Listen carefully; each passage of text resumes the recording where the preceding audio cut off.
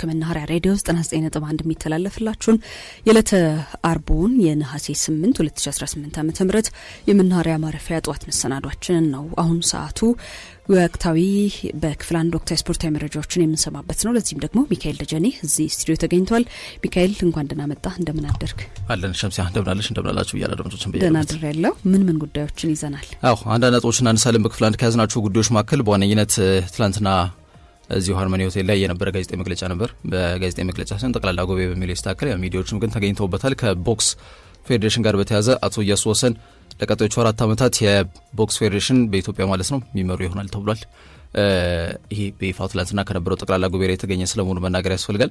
ከዛ ውጪ ከካፍ ስታንዳርድን ከጠበቁ የስቴዲየም ጉዳዮች ጋር በተያያዘ እልባት ያገኛል። 11ኛው ሰዓት ላይ ነው የሚገኘው የኢትዮጵያ ስቴዲየሞችና ተጠባቂው የካፍ ውሳኔ መስከረም 17 ከሴኔጋል ጋር የምናደርገው ጨዋታ መርሃ ግብሩ እዚህ እንድናደርግ ነው። በካፍ ስታንዳርድ ግን እናደርጓለን አናደርጎም ሌላው በትልቁ የሚጠበቅ ርዕሰ ጉዳይ ነው። ከስቴዲየሞች ጋር ያለው ነባራዊ ሁኔታ ምን ይመስላል የሚሉትን ነጥቦች ለማንሳት ጥረት እናደርጋለን።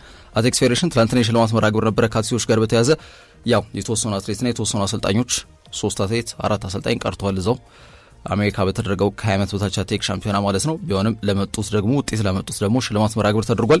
ምን ውጤት ተመዘገበ እንዲሁም ሽልማት መርሃ ግብሩ ምን ይመስላል የሚሉት ጉዳዮች ለማንሳት ጥረት እናደርጋለን። በአርማዶ ላይ በተለይ ከሮድሪ ሄርናንዴዝና እንዲሁም ኤንዞ ፈርናንዴዝ ጋር በተያያዘ እየተሰሙ የሚገኙ አንኳር ነጥቦች አሉ። ዛሬ ቀነ ገደቡ የሚጠናቀቅበት ቀን ነው። ከኤንዞ ፈርናንዴዝ ጋር በተያያዘ ለዚህ ተጫዋች የሚቀርብ የዝውውር ጥያቄ 120 ሚሊዮን ፓውንድ ከሆነ ተጫዋቹ ቼልሲን ይለቃል። ይፈጠራል አይፈጠርም እስከ ምሽት 12 ሰዓት ይጠበቃል። እነዚህን ጉዳዮች ምን አነሳስ ይሆናል። ጥሩ መቀጠል ትችላለህ። ዝውውር ላይ ነው የምንገኘው።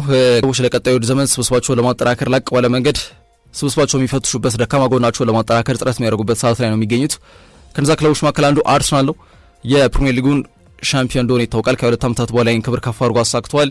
በዛው መንገድ ለመቀጠል ምናልባትም ቀጣዩ ዓመት ላይ ከቼልሲም ከማንቸስተር ዩናይትድም ከሲቲም ከሊቨርፑልም ከቶትናምም እንደው የተሻለ በዋንጫ ፍክክር ውስጥ ልምድ ያለው አሰልጣኝን ይዘው ነው የሚቀርቡት። ዋንጫውን ለማስጠበቅ እንደሚሞክሩ ሳይታለም የተፈታ ነው። በዛ አይነት ማጥቃት እንቅስቃሴ ላይ በዋነኝነት ፊታቸውን ወደ ቪክተር ኦሲሜን ማዞራቸው የሚጠቁሙ መረጃዎች እየወጡ ነው። አንዳንድ መረጃዎች ኢቭን ንግግር ከወኪሎቹ ጋር መጀመራቸውንም እየጠቆሙ ይገኛሉ። እንግዲህ መድፈኞቹ የ7 ዓመቱ ናይጄሪያዊ የናይጄሪያ ብሔራዊ ቡድን እንዲሁም የቱርኩ ኃያል ቡድን ጋላታሳራይ አጥቂ ነው ቪክተር ኦሲሜን ይህን ተጫዋች ለማስፈረም ከቱርኩ ክለብ ጋር ንግግር ጀምሯል ብሎ የዘገበው ዘ ቴሌግራፍ ነው። እንግዲህ ጋላታሳራይ የአርሰናሉን ጋብሪኤል ማርቲኔሊን በ38.4 ሚሊዮን ፓውንድ ለማስፈረም ኦፊሻሊ ወይም ይፋዊ በሆነ መንገድ ጥያቄ እንዳቀረቡ ይታወቃል። ከዛ ውጪ ደግሞ ኢታን ዋኔሪንም እንዲሁ በተመሳሳይ ከአርሰናል ሌላው ለማስፈረም የሚፈልጉት ተጫዋች ነው። በዛ አይነት ቪክተር ኦሲሜንን አርሰናሎች ማግኘት የሚችሉበት መንገድ ካለ በዝውውሩ ላይ ውይይት እንደተነሳም ተገልጿል። አርሰናል እንግዲህ አትሌቲኮ ማድሪዱን ዩሊያን አልቫሬዝ ለማስፈረም ለቅ ያለ ፍላጎት ቢኖራቸውም ግን ተጫዋቹ ከተቀመጠለት መስፈርት ማለትም አንደኛው ውል አለው እስከ 2029 እንደ ክለቡ መልካም ፈቃድ እስከ 2030 ከፍ ሊል ይችላል። ሁለተኛው ለዚህ ተጫዋች እየቀረበ የሚገኘው የዝውውር ሂሳብ ለመቀበል ፈቃደኛ ያለው አትሌቲኮ ማድሪድ ምክንያቱም ውል ማፍረሻ አለው። ውል ማፍረሻው ከተከፈለ ነው ሊወጣ የሚችለው። ከዛ ውጪ ግን ለዚህ ተጫዋች ምንም አይነት ቢድ ኢንተርቴን አናደርግም ብለው በግልጽ ተናግሯል። በተለይ ከባርሴሎና እግር ኳስ ክለብ ጋር የገቡበትም ውጥረት በትልቁ የሚታወቅ ጉዳይ ነው። የኛም ፈቃድ ሳይጠይቁ ወኪሉን አነጋግረዋል በሚል ኢቨን ክስ ራሱ ለመክፈት ፈቃደኛ እንደነበሩ ይታወቃል። ከሮጂ ብላንኮቹ ጋር በተያያዘ 432 ሚሊዮን ፓውንድ ወይም ደግሞ 500 ሚሊዮን ዩሮ የውል ማፍረሻው ነው ከዩሊያን አልቫሬዝ ጋር በተያያዘ ማለት ነው። ስለዚህ የትኛውም ክለብ ይህን ተጫዋች ማስፈረም ከፈለገ ይህን ገንዘብ ማቅረብ አለበት። ከዛ ውጭ ግን ምንም አይነት ነገር ለማድረግም ፈቃደኛ አይደሉም። ይሄንንም ሚጉኤል አንሄል ሂል የሮጂ ብላንኮቹ ወይም ደግሞ የአትሌቲኮ ማድሪድ ሲኢኦ ወይም ስራ አስኪያጅ በይፋ ወይም በዝርዝር ተናግሯል ይሄን ነገር። ስለዚህ አርሰናል 100 ሚሊዮን ዩሮ በላይ ወጪ ለማድረግ ፈቃደኛ ነበሩ ለዩሊያን አልቫሬዝ ግን አትሌቲኮ ማድሪድ ምንም አይነት ዝውውር እንዲከናወን አይፈልግም ከአልቫሬዝ ጋር በተያያዘ። ስለዚህ ተጫዋቹ እንግዲህ ጸንቶ የመቆየቱ ጉዳይ ትልቅ ይመስላል። ከተጫዋቹ ወኪሎችና ሚጉኤል አንሄል ሂል በቀጣይ ሳምንትም ቀጠሮ ይዘዋል። በዚህ አጋጣሚ ከዛ ጋር በተያያዘ ነው አርሰናል ወደ ፕላን ቢ ፊታቸውን አዙረዋል የሚለውን ነገር ለማንሳት ያክል ነው። 27 ዓመት ላይ ነው የሚገኘው ቪክተር ኦሲሜን ባለፉት 2 የውድድር ዘመን ላይ በጋላታሳራይ ቤት በ74 ጨዋታዎች ተሰልፎ 59 ጎሎችን አስቆጥሯል። ወደ 25 ሚሊዮን ዩሮ ነው በአመት የሚያገኘው። ይህ ተጫዋች በጣም ከፍተኛ ከሚባሉ ተከፋይ ተጫዋቾች መካከል አንዱ ነው። ጋላታሳራይ ተጫዋቹን ከናፖሊ በ75 ሚሊዮን ዩሮ በቋሚነት እንዳስፈረሙት ይታወቃል። ኦስሜን በሻምፒየንስ ሊግ መወዳደር የሚችል ትልቅ የአውሮፓ ክለብ ላይ መቀላቀል ፍላጎት እንዳለው ሳይታለም የተፈታ ነው። ስሙ በጣም በስፋት በአንድ ሰሞን ከቼልሲ ጋር ሲያዝ እንደነበር ይታወቃል። ግን ኦርላንዶ ዲ ሎሬንቲስ የተባሉት የናፖሊ ሲኢኦ ያው እዚህ ጉዳይ ላይ እንቅፋት እንደነበሩና መንገዱን ቀና እንዳይሆን በማድረግ ሂደት ላይ የአንበሳውን ድርሻ የተወጡት እሳቸው እንደነበሩ ይታወቃልና አርሰናል ቀዳሚ ኢላማቸው አልቫሬዝ ማግኘት ስለማይችሉ ፊታቸውን ወደ ኦስሜን አዙረዋል የሚሉ ጉዳዮች ግን በስፋት እየተሰሙ እንደሚገኙ ለመጠቆም ያክል ነው። ከዛ ውጪ ማንቸስተር ዩናይትድ የኢብራሂም ባይን ዝውውር መቀላቀላቸው ይፋ ሲደረግ ማይክል ካሪክ ከማርከስ ራሽፈርድ ጋር በተያያዘ ደግሞ ሀሳብ ሰጥቷል። ራሽፈርድ ትላንትና ከቡድኑ ጋር ልምድ ሰርቷል። በቀጣይ ማንቸስተር ዩናይትድ የመጨረሻ ቀድሞ ውድድር ዝግጅት ጨዋታቸውን ከኤሲ ሚላን ጋር ነው የሚያደርጉት። ከቀድሞ አሰልጣኛቸው ሩበን አሞሪም ጋር ይገናኛሉ። በዛ ሂደት ላይ ማርከስ ራሽፈርድ የመሰለፍ እድሉ በጣም ከፍተኛ ስለመሆኑ መናገር ይቻላል። ተጫዋቹን እጃችን ዘርግተን ነው የምንቀበለው፣ የእኛ ተጫዋች ነው፣ ለቡድናችን ትልቅ ጠቀሜታ ይሰጣል ሲል ማይክል ካሪክ ከተናገረ ማግስት ደግሞ ማንቸስተር ዩናይትድ በክንፍ ማጥቃት እንቅስቃሴ ቦታ ላይ ኢብራሂም ምባዬ የፓሪስ ሴን ጀርሜውን የሴኔጋላዊ ክንፍ አጥቂውን ተጫዋች ለማስፈረም እንቅስቃሴ መጀመራቸውን ቲም ቶክ በዘገባው ላይ ይዞት የወጣው መረጃ ያመለክታል። እርግጥ ነው ሊቨርፑል ነው ይህን ተጫዋች ለማስፈረም ፉክክሩንም እየመራ የሚገኘው፣ ያው የጠነሰሰው ማለት እንችላለን። ምክንያቱም ብራድሊ ባርኮላና ኢብራሂም ምባዬ እነዚህ ሁለት ተጫዋቾች በሰፓሬት ዲል በተለያየ ድርድርና ንግግር ከፓሪስ ሴን ጀርሜን ለማስፈረም ፍላጎት እንዳላቸው ይታወቃል። ከእምባዬ ጋር በተያያዘ እሱም ልክ እንደ ባርኮላ ሁለቱም ተጫዋቾች የሚያመሳስላቸው በፓሪስ ሴን ጀርሜን መሰለፍን እድል ያጡ ተጫዋቾች ናቸው። በተለይ ሬጉላር ፕሌይንግ ታይም ወይም ደግሞ በቋሚነት የመሰለፍን እድል ማግኘት አልቻሉም። ከኢብራሂም ምባዬ ጋር በተያያዘ እድሜው ገና ነው፣ በቅርቡ ነው 18 ዓመት የሞላው። ጥሩ አቅም ካላቸው ተጫዋቾች መካከል አንዱ መሆኑን መናገር ያስፈልጋል። በተለይ አሰልጣኝ አንዶኒ ኢራዮላም ሆነ ማይክል ካሪክ በፍጥነት መሮጥ የሚችል ተከላካዮችን አንድ ለአንድ ግንኙነት ማለፍ የሚችል ፕሮፐር የሚባል አይነት ዊንገር ያስፈልጋቸዋል። ከዛ ጋር በተያያዘ ነው በቀኝ በኩል ላይ መሰለፍ የሚችለውን ይህንን ተጫዋች ለማንሰረም ፍላጎት ያሳዩት ማለት ነው። ተጫዋቹ በቅርቡ እንዲሁም በተጠናቀቀው የዓለም ዋንጫ ላይ ለሴኔጋል ብሔራዊ ቡድን ባደረገው ጨዋታ ላይ ተቀይሮ ገብቶ እንዲሁም ፈረንሳይ ብሔራዊ ቡድን ላይ ጎል አስቆጥሯል። 3-2 በተጠናቀቀው መርሃ ግብር ላይ ማለት ነውና በተለይ በዓለም ዋንጫው ላይ ጎል ማስቆጠር የቻለ በእድሜ ትንሹ አፍሪካዊ ተጫዋችም የተባለው እሱ ነው ኢብራሂም ምባዬ ማለት ነውና በአውሮፓ እግር ኳስ ውስጥ ካሉት በጣም ኤክሳይቲንግ ታለንት ከመላቸው በጣም እጅግ ተስፋ ሰጪ አቅም ካላቸው ወጣት ተጫዋቾች መካከል አንዱ ስለመሆኑ መናገር ያስፈልጋል። የፒኤስጂ አካዳሚ ፍሬ ውጤት ነው በነገራችን ላይ ኢብራሂም ምባዬ። ሳዲዮ ማኔ በጣም አጥብቆ ተናግሯል። ይህ ተጫዋች በጣም ጥሩ ተስፋ አለው፣ ሊቨርፑሎች በዛም በዚህም ብለው ተጫዋቹ ማስፈረም አለባቸው ብሎ ምክር ሀሳቡን እንደሰጠ መናገር ያስፈልጋልና በተጠናቀቀው የውድድር ዘመን 31 ጨዋታዎች ላይ ተሰልፎ ተጫውቷል። 3 ጎል አስቆጥሯል። 2 ለጎል የሚሆኑ ኳሶችን አመቻችቶ አቀብሏል። ምንም እነዚህ ቁጥሮች ጥቂት ቢመስሉም በተጠናቀቀው የውድድር ዘመን ግን ለፈረንሳይ ሊግ ፓሪስ ሴን ጀርሜኖች ማሳካት ወይም ደግሞ የከፍ አድርገው ያሳኩበት አጋጣሚ እንደተፈጠረ ይታወቃል። በዛ ሂደት ያረጋገጡበት ጨዋታ ከሌንስ ጋር ባደረጉት ጨዋታ ነውና ከሌንስ ጋር ባደረጉት መርሃ ግብር ላይ አሸናፊ እንዲሆኑ ምክንያት የሆነችውን ጎል ያስቆጠሩ እሱ እንደነበር ይታወቃል። እርግጥ ነው ከፓሪስ ሴን ጀርሜን ጋር እስከ 2028 የሚያቆይ ውል አለው። ፓሪስ ሴን ጀርሜኖች ከ33 ሚሊዮን እስከ 42 ሚሊዮን ፓውንድ ይገምቱታል። ሊቨርፑልም ማንቸስተር ዩናይትድም ይህንን ተጫዋች ለማስፈረም የሚደረገውን ፉክክር ግን ኦፊሻሊ በተለይ ፉክክር እያደረጉበት እንደሚገኙም ጋዜጠኛ ፋብሪስ ሃውኪንስ ከአርኤምሲ ስፖርት በዝርዝር ይህንንም ጉዳይ በፊት ገጹ ይዞት እንደወጣ መናገር እንችላለን ማለት ነው። ከዛ ውጪ ሌሎች ልናነሳ የምንችላቸው የዝውውር ጉዳዮችም ይኖራሉ። ማንቸስተር ሲቲና ኤንዞ ፈርናንዴዝ በጣም በትልቁ የሚጠበቁ ጉዳዮች ናቸው። 120 ሚሊዮን ፓውንዱ ሊከፈል የሚችልበት እድል ከፍተኛ መሆኑን ጋዜጠኛ ሴዛር ሉዊስ ሜርሎ ዘግቧል። በነገራችን ላይ ይህንንም እንደ ፎርስ33ና ሌሎች በጣም በስፋት በማህበራዊ ሚዲያ ላይ ተከታይ ያላቸው የስፖርት ኮንቴንት የሚሰሩ ማህበራዊ ፕላትፎርሞችም በዝርዝር በፊት ገጻቸው ላይ ዘግቦታል። በነገራችን ላይ ቼልሲዎች ቀነ ገደብ አስቀምጧል። እንደሚታወቀው ለኤንዞ ፈርናንዴዝ እስከ ዛሬ 12 ሰዓት በፊት ለዚህ ተጫዋች የሚቀርብ የዝውውር ጥያቄ ካለ ለማስተናገድ ዝግጁ ናቸው። ከዛ ውጭ ግን ከዛሬ ቀን ጀምሮ ለምሳሌ ዛሬ ኤንዞ ፈርናንዴዝ ምንም አይነት ጥያቄ ካልቀረበለት ከዛሬ ቀን ጀምሮ ለዚህ ተጫዋች የሚቀርብ የትኛውንም አይነት የዝውውር ጥያቄ ቼልሲዎች አይቀበሉምና ሁለቱ ሞክሼዎች ኤንዞ ማሬስካና ኤንዞ ፈርናንዴዝ በኤቲያድ ይጣመረው ይሆን የሚለው ትልቁ ጥያቄ ነው፣ ይጠበቃል ማለት ነው። ከእግር ኳስ ቤተሰቡ ጋር በተያያዘ የማንቸስተር ሲቲ እንግዲህ 5 ዓመቱ የአርጀንቲና ብሔራዊ ቡድን እንዲሁም የቼልሲ አማካይ መስመር ተጫዋች ነው ኤንዞ ፈርናንዴዝ።